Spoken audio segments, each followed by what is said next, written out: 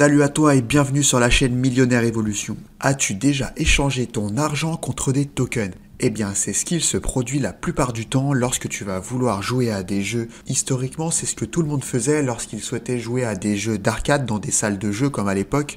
Eh bien, tu échangeais ton argent, tes euros, contre des tokens pour pouvoir insérer des pièces dans les machines de jeu. Plus récemment, dans les jeux sur les consoles, lorsque tu veux faire évoluer ton avatar et tout simplement évoluer plus vite, tu vas acheter des tokens. Encore plus récemment, avec les jeux Play to Earn, eh bien tu vas échanger ton argent contre des tokens pour pouvoir acheter des items dans le jeu ou des NFT et tout simplement évoluer plus rapidement dans le jeu, développer des compétences pour gagner plus d'argent. Finalement, ce concept d'échange de monnaie contre des tokens pour accéder à un service ne remonte pas d'hier et adapté à la crypto-monnaie.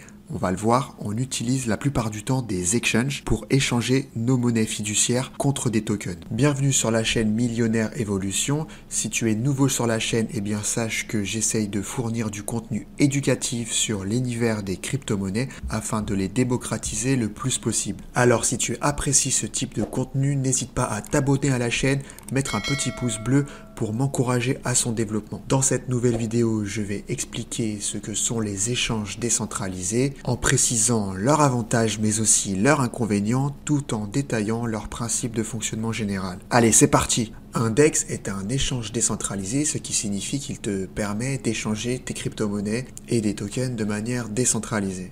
Tout d'abord, il faut bien comprendre que ces derniers fonctionnent sans autorité centrale. Au lieu de cela, ils remplacent cette autorité par un contrat intelligent. Les contrats intelligents sont des morceaux de code qui permettent à deux personnes de conclure un accord.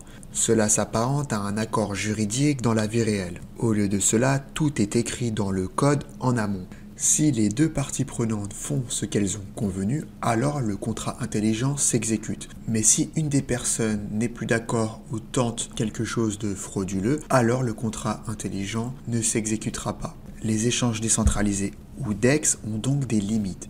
Par exemple, ils permettent d'échanger des tokens qu'entre certaines blockchains. Par exemple, l'échange décentralisé Uniswap permet d'échanger des tokens uniquement basés sur la blockchain Ethereum. L'univers de la crypto évoluant très vite, il est aujourd'hui tout de même possible de réaliser des échanges de tokens inter-blockchain. C'est-à-dire qu'il existe des protocoles qu'on appelle bridge ou pont permettant d'échanger des tokens d'une blockchain à une autre. Revenons à nos DEX. L'un des principaux avantages est que tu n'as pas besoin de soumettre tes informations KYC, le fameux formulaire Know Your Customer, afin que l'exchange connaisse ton identité. C'est ce qui va garantir ton anonymat et pouvoir opérer sur la finance décentralisée, qu'on appelle aussi DeFi.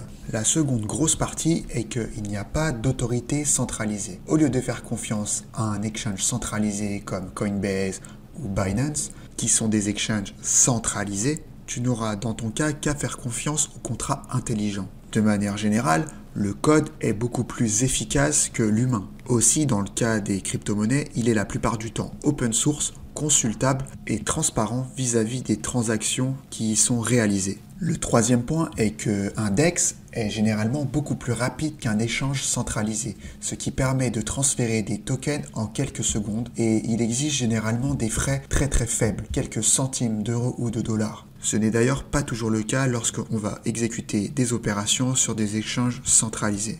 On a parlé des principaux avantages, voyons maintenant les quelques inconvénients. Les DEX sont complètement autonomes, c'est-à-dire qu'il n'y a aucun support, ce qui signifie que si tu as le moindre problème, il n'y aura personne pour t'aider à résoudre les problèmes que tu pourrais rencontrer. Il n'y aura alors que l'option de faire appel à des forums communautaires sur Internet qui sont finalement alimentés par simplement les personnes assez généreuses pour aider les autres. Donc si tu te trompes sur ta transaction ou que tu envoies les mauvais tokens à une mauvaise adresse ou que tu te fais arnaquer par quelqu'un, il n'y aura aucun recours possible. C'est un peu le prix à payer pour garantir réciproquement ton anonymat. Il faut donc être très vigilant vis-à-vis des transactions que tu vas réaliser. Un autre point qui peut être considéré comme un inconvénient est que contrairement à un échange centralisé où tu vas stocker tes crypto-monnaies crypto-monnaie à chaud directement sur l'exchange. Pour opérer sur un exchange décentralisé, tu vas posséder ton propre wallet non custodial. Par le biais d'applications comme MetaMask ou XDeFi Wallet, tu vas te créer ton propre wallet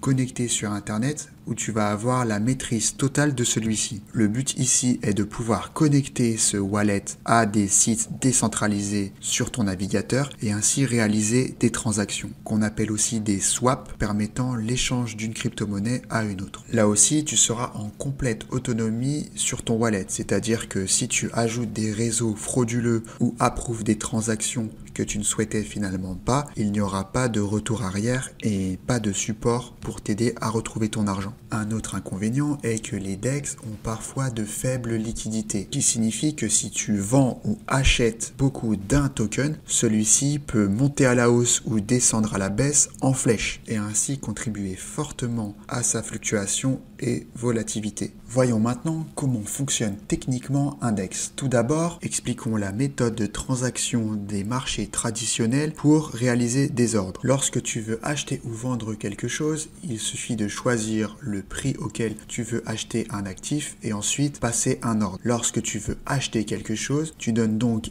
aux tiers parties, soit le marché boursier ou le contrat intelligent dans le cas des crypto-monnaies, ton argent. Et lorsque tu vas trouver quelqu'un qui veut effectuer la transaction que tu proposes, eh bien un échange s'exerce entre les deux parties et chacun obtient donc son dû. Si on prend un peu de hauteur sur ce type de transaction, eh bien lorsque tu vas vouloir vendre cet actif, tu dois attendre que quelqu'un se présente et veuille bien l'acheter. Ou alors l'autre option serait de consulter l'ensemble du carnet d'ordre et trouver quelqu'un qui aurait déjà passé un ordre correspondant à tes attentes. Tu pourras alors à terme accepter les conditions et conclure la transaction. J'ai fait ici un rapide parallèle de la finance traditionnelle pour expliquer que le gros inconvénient de cela, c'est que à chaque fois, on doit attendre que quelqu'un d'autre accepte complètement les conditions pour que notre transaction soit réalisée. L'autre inconvénient est que tu dois obligatoirement avoir les fonds ou les actifs disponibles et bloqués au sein de la plateforme centralisée pour que l'opération se réalise. En fait, les DEX et la finance décentralisée DeFi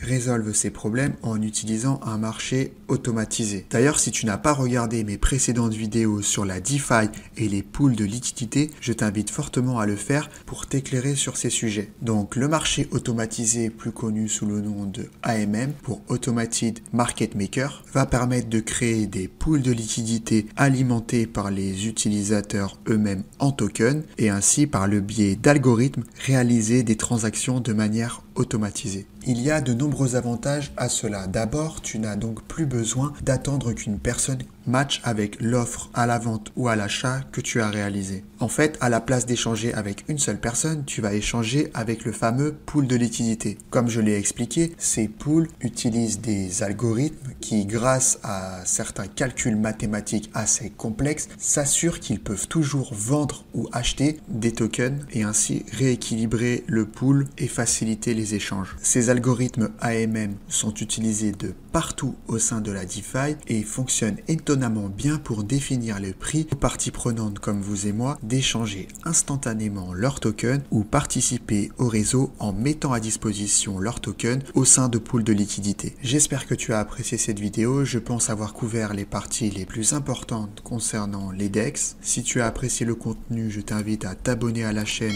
mettre un gros pouce bleu et un commentaire si tu le souhaites pour me donner de la force et contribuer au développement de la chaîne. Sur ce, je te dis à bientôt pour la prochaine vidéo. Ciao!